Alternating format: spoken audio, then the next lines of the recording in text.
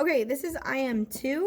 We are on page 175, and I am doing practice 3, where we develop a proof.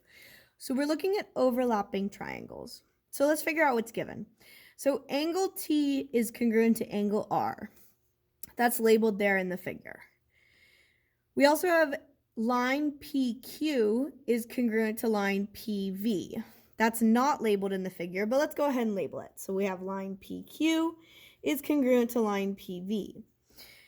What we're asked to prove is that angle PQT is congruent to angle PVR. So I'm going to make a little mark there and make a little mark there. That's PVR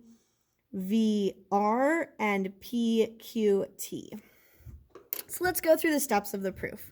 We don't know that these are congruent. Please don't mistake these as symbols of congruency, but rather just to focus on the angles that we're trying to look at. These are the two angles that we're looking at. All right, so A. So angle T is congruent to angle R. Why do we know that? We're asking for the reason, and the reason is that it's given. All right, B. Angle TPQ, so TPQ, so that angle right there, is congruent to angle RPV. Angle RPV. Why is this angle congruent to itself? And the reason, of course, is the reflective properties of congruency. A fancy way of saying they're the same angle, right? This angle right here is congruent to itself. All right, C. Line PQ is congruent to line PV. How do we know that? And again, it's because it is given. So we can come to the triangle proof. Triangle TPQ.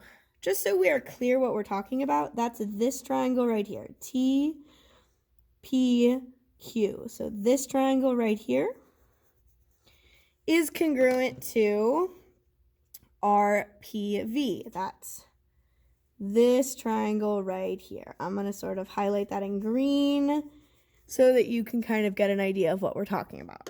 So why do we know those are true? Well, we have an angle, and have a side. There are two.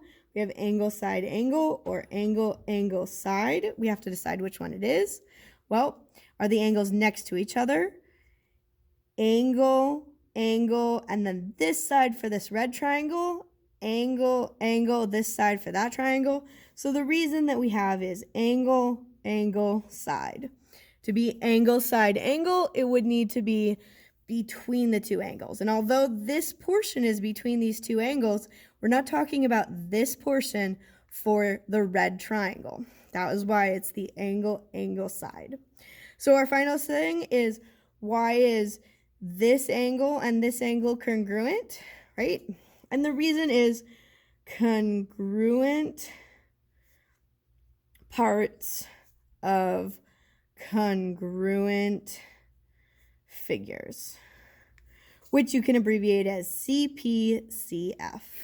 Congruent parts of congruent figures, which is why it gives us that these two angles are congruent.